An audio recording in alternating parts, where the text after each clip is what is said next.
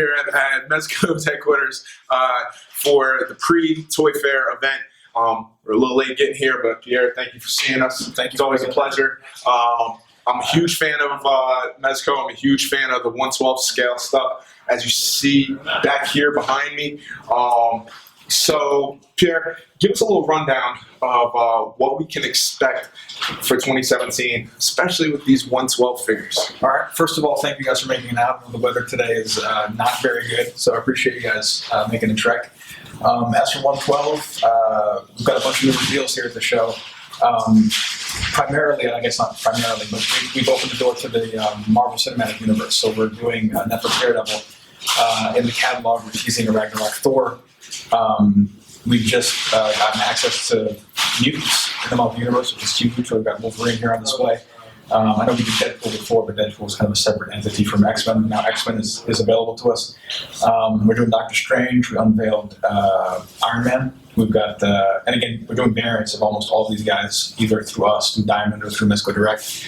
Over on the DC side, we've got Batman, sort of a first appearance Batman, and our plan is to do a series of figures that describe his career arc. So this will be him starting out, just sort of learning the ropes. And we've got a middle stage Batman figure, and then an older, sort of heavier Dark Knight Returns type. Now, is that comic related, movie related, cartoon animation? It's all. I'd say comic. It's as much comic as the rest of the stuff is. So it's our take on what we imagine these guys would be. Okay. And Batman is a huge one for us because we did Dark Knight. That's sort of what launched this line, and then we got to do Batman vs Superman, which was great to work on. But this is like the first chance we had to do our Batman, so it's exciting in that way to sort of describe our version of that character. Now, would you say your version, is that similar to how you did your version of the Green Arrow? Yes, it is. And again, a 1/12, unless it's directly movie related or directly animation related, we want them to seem real world. So we want it to seem like if a guy was going to go out in the middle of the night and fight crime, he would actually get dressed up like this, and the gear makes sense. You wouldn't necessarily wear bright blue and bright yellow. So that's all the elements we want to pull into a character like that. And one thing that I saw that I love, I'm sure you guys are going to love it too. You got Popeye. Yes, sir. You have Marvel, you have Star Trek, you have DC, and then we got Popeye here. Yeah. How did that even come about? It's sort of the luxury of working at a small company where we can work on projects like this that we're huge fans of, that wouldn't necessarily make sense for a huge company to do, but there's a fan base for them. We're part of that fan base, so we're excited to do characters like that, to do characters like Diabolic. So it was cool to take Popeye, who's a super stylized character, and sort of drag him into a more realistic look, which, it's still definitely Popeye. He looks more real than he does in the cartoon, but it's still definitely Popeye. So it's been fun. And you got some horror stuff. You got Ash versus Evil Dead. Yep. I was definitely surprised to see that. The zombies look amazing, especially for anybody who's like Walking Dead or obviously an Ash fan. Those zombies are amazing. Wait till you see some close-ups of those. Can we see a lot? Will we expect to see a lot more of Ash and like the variants and stuff? And right now, I think we only have one Ash planned, which is what you're seeing here. It's from Evil Dead 2. Great film, great character overall, just a dynamic looking figure that we're more than happy to add to the 1/12 collective.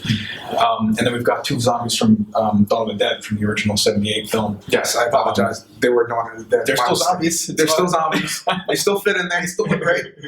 And again, they're iconic zombies. They're the zombies that started the zombie craze, really.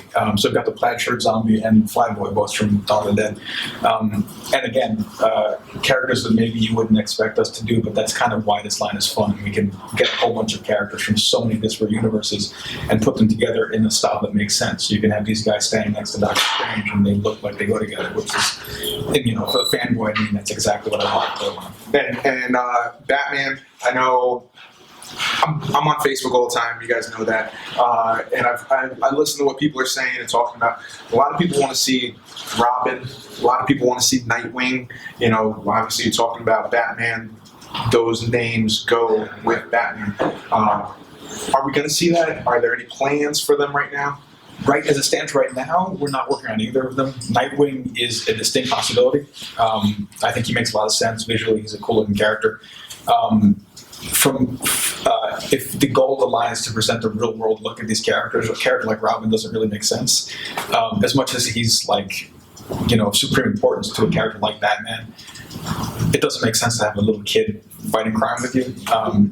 So we'll see. I would love to see a Damian version of Robin. I mean, I'm a fan of Robin, but I'm really like a Damian Robin fan. Right. I would love to see that. He's the one that makes the most sense. He's the most sort of like Kooky and out there. Yeah.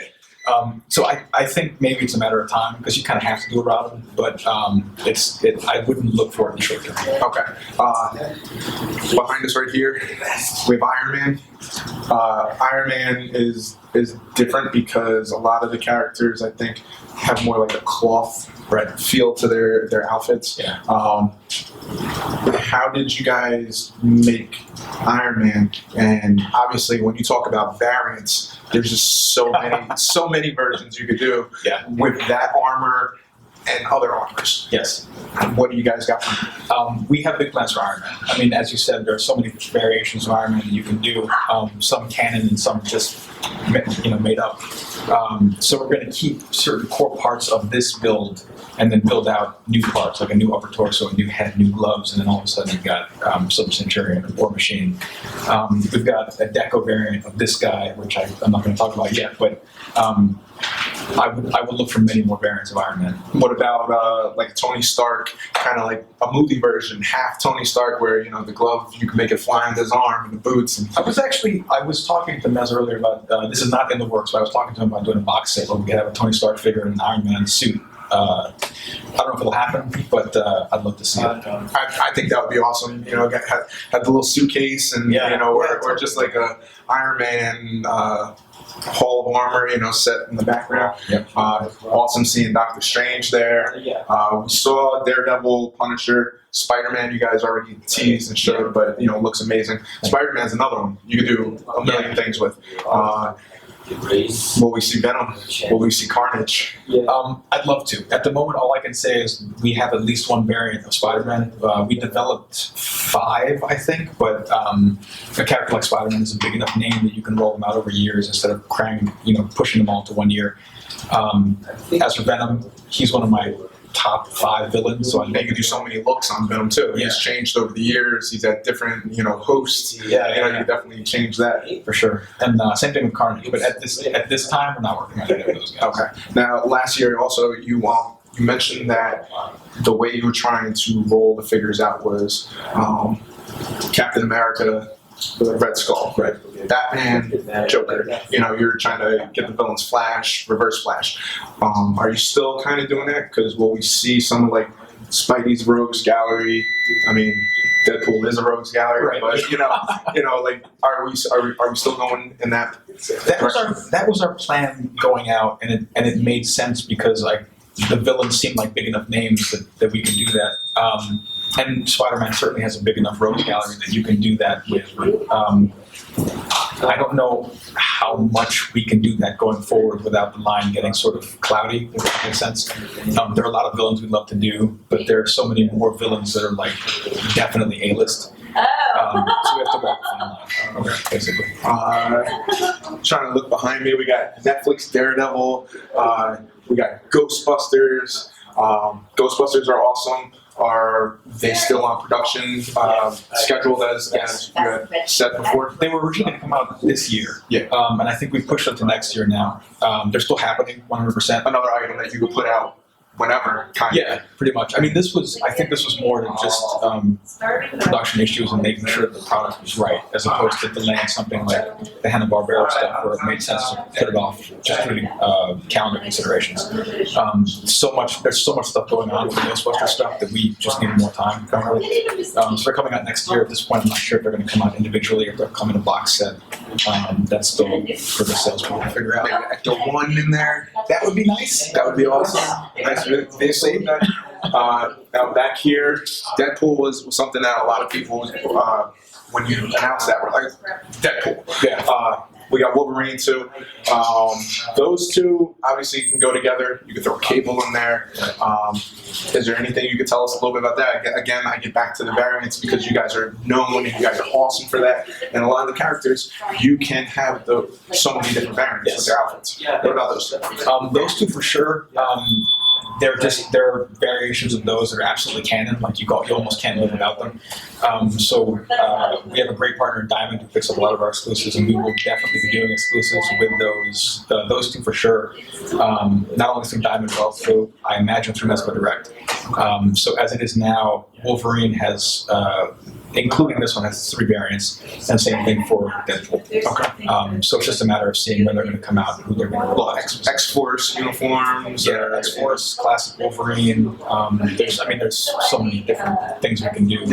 I'm still pushing for Weapon X. I'd love to do just him. Weapon X would be awesome. Yeah. So even if we get like a chamber in there, that's the packaging. Captain Kirk's chair, you get a little chamber in there, it'd be awesome.